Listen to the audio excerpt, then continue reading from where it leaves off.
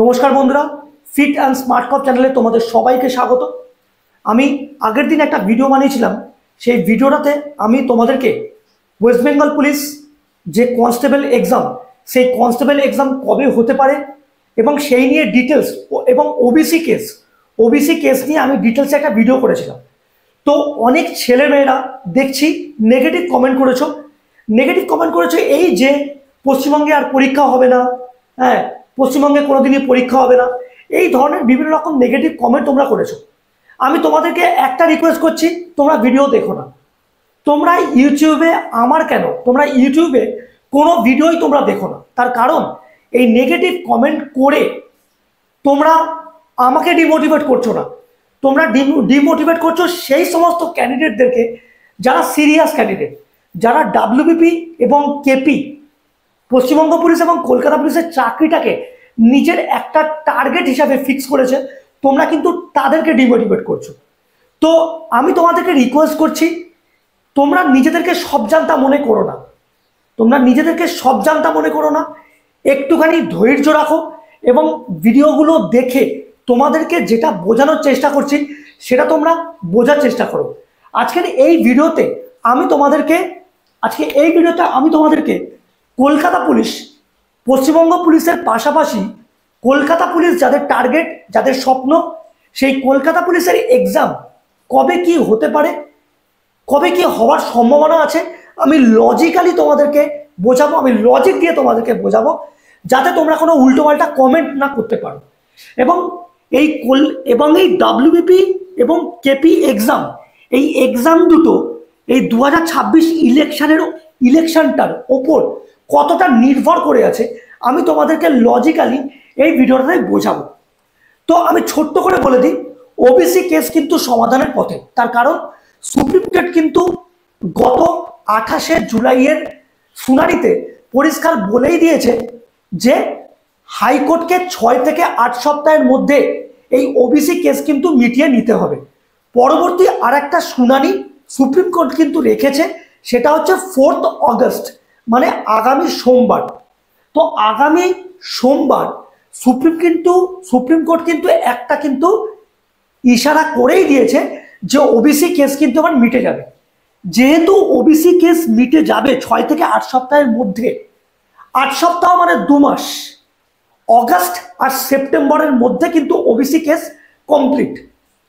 তারপরেই অক্টোবর মাসে দুর্গাপুজো, কালী পুজো complete. October মাসে দুর্গাপুজো, কালী পুজো কমপ্লিট হলেই কিন্তু ডাব্লিউবিপিআরবি কিন্তু পুরোপুরি রেডি। এবং রাজ্য সরকারও কিন্তু বর্তমানে চায় যে তোমাদের এই পুলিশের রিক্রুটমেন্টগুলো কমপ্লিট হোক। তার মধ্যে ওয়েস্ট বেঙ্গল পুলিশের প্যানেলটা কিন্তু অনেকটা বড় প্যানেল, প্রায় 12,000 রিক্রুটমেন্ট।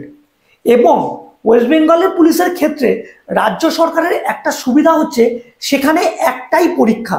তোমরা যেমনটা জানো যে সেখানে একটাই একটা পরীক্ষা হবে, তারপরেই পিইটি, পিএমটি, তারপরেই ইন্টারভিউ, মেডিকেল, তোমাদের জয়নিং।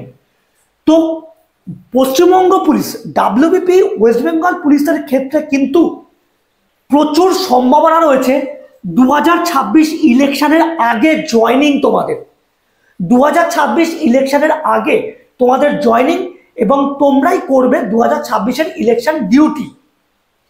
এখানেও অনেকে তোমরা আছো, তোমরা নিজেদেরকে সব জানতা পণ্ডিত মনে করো। খুব ভালো জিনিস, তোমরা সব জানতা পণ্ডিত, তোমাদের ইউটিউবে ভিডিও দেখার দরকার নেই, আমার ভিডিও তো দেখার দরকারই নেই। কিন্তু যারা নতুন ক্যান্ডিডেট, যারা ফ্রেশ ক্যান্ডিডেট, এবং যারা ডাব্লিউবিপি এবং কেপিকে নিজেদের টার্গেট করে রেখেছো, তোমরা অবশ্যই কিন্তু আমার চ্যানেলটা সাবস্ক্রাইব করবে। তার কারণ আমার চ্যানেলে তোমরা একটু সার্চ করলে দেখতেই পাবে, আমার চ্যানেলে ওয়েস্ট বেঙ্গল পুলিশ, কলকাতা পুলিশের পুরো ডিপার্টমেন্টের কম বেশি নলেজ তোমরা পাবে। তোমরা ফিটনেস টিপস তোমরা পাবে, এবং তার সাথে সাথে কিন্তু এক্সামের পুরোপুরি নলেজ কিন্তু আমার চ্যানেলে তোমরা পাচ্ছ। তোমরা কিন্তু অবশ্যই চ্যানেলটাকে, যারা এখনো পর্যন্ত সাবস্ক্রাইব করোনি, যারা ভিডিও দেখে স্কিপ করে চলে যাও, তোমরা কিন্তু অবশ্যই চ্যানেলটাকে কিন্তু সাবস্ক্রাইব করবে এবং অবশ্যই বেল আইকনটাকে প্রেস করে রাখবে। নতুন ভিডিও আপলোড হলেই তোমরা নোটিফিকেশন পাবে। আর যারা নিজেরা সব জানো, ভালো কথা, সব জানাটা ভালো, কিন্তু সব জেনে অন্যকে ডিমোটিভেট করতে এসো না নেগেটিভ কমেন্ট করে। আমি তোমাদেরকে রিকোয়েস্ট করছি, তোমরা নেগেটিভ কমেন্ট করে অন্যকে ডিমোটিভেট করতে এসো না। এবার বলি কলকাতা পুলিশের কথা।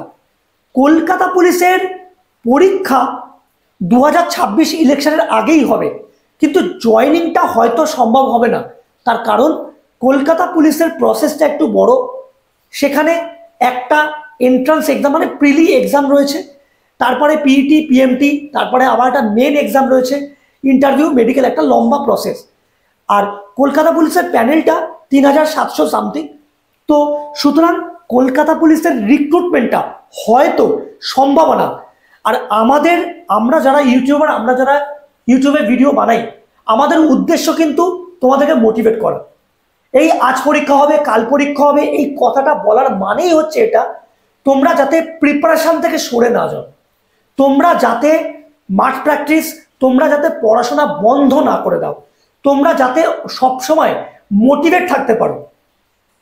তোমরা চাকরি পেলে, মাইনা পেলে, প্রথম মাসের মাইনাটা কিন্তু আমাদেরকে দিয়ে দেবে না। সুতরাং তোমার চাকরি তুমিই পাবে, এবং তুমি চাকরি পেলে তোমারই উন্নতি হবে, তোমারই কিন্তু বাবা মার মুখে হাসি ফুটবে। সুতরাং কলকাতা পুলিশ নিয়ে আমাকে অনেকেই আজকের ভিডিওতে কমেন্ট করেছো যে দাদা কলকাতা পুলিশ সম্বন্ধে তুমি কিছু বললে না, প্লিজ কলকাতা পুলিশ সম্বন্ধে কিছু বলো। দেখো, তোমরা কিন্তু প্রিপারেশন বন্ধ করো না, তোমরা হাল ছেড়ো না, তোমরা পরিশ্রম করেছো, অনেক পরিশ্রম করেছো, অনেক কষ্ট করেছো, তোমরা আর কিছুটা দিন পরিশ্রম করো, কষ্ট করো। আর যারা মনে করছো যে পরীক্ষা এখনো 2 বছর বাকি, তোমরা অপেক্ষা করো, 2 বছর পরে আবার নতুন রিক্রুটমেন্ট বেরোবে, তখন ফর্ম ফিল আপ করবে, তখন পরীক্ষা দেবে, তখন চাকরি পাবে। আর এখন যারা সিরিয়াস ক্যান্ডিডেট, যারা হাল ছাড়নি, যারা পরিশ্রম করছো, তোমরা আর কয়েকটি দিন, আর 2 মাস তোমরা পরিশ্রমটাকে কন্টিনিউ করো, তোমরা কিন্তু পরীক্ষা দিয়ে তোমরা কিন্তু চাকরি পেয়ে যাবে। সুতরাং অবশ্যই কিন্তু যারা চ্যানেলে নতুন তারা কিন্তু চ্যানেলটাকে সাবস্ক্রাইব করবে। বারবার এই কথাটা বলার উদ্দেশ্য এটাই, তার কারণ পুলিশ ডিপার্টমেন্টের পরীক্ষা আর মাত্র কয়েকটা দিনের অপেক্ষা। আর আমার চ্যানেলটা সাবস্ক্রাইব করলে পুলিশ ডিপার্টমেন্ট সম্বন্ধে তোমরা নলেজটা পাবে, তোমাদের চাকরি করতে সুবিধা হবে, কোথায় পোস্টিং নিলে সুবিধা হবে, কিভাবে চাকরি করলে সুবিধা হবে, সব রকমভাবে আমি তোমাদেরকে গাইড করব, তোমাদের পাশে থাকবো। তোমরাও আমার পাশে থাকো, আশা করি তোমরা থাকবে। পরের ভিডিওতে তোমাদের সাথে আবার দেখা হবে। আর ভিডিওটা আমি তোমাদেরকে কি বোঝাতে চাইলাম আশা করি তোমরা বুঝে গেছো। ডাব্লিউবিপি কিন্তু পরীক্ষা খুব তাড়াতাড়ি হবে, তোমরা কিন্তু প্রিপারেশন বন্ধ করো না। পরের ভিডিওতে তোমাদের সাথে আবার কথা হবে, দেখা হবে। নমস্কার, জয় হিন্দ।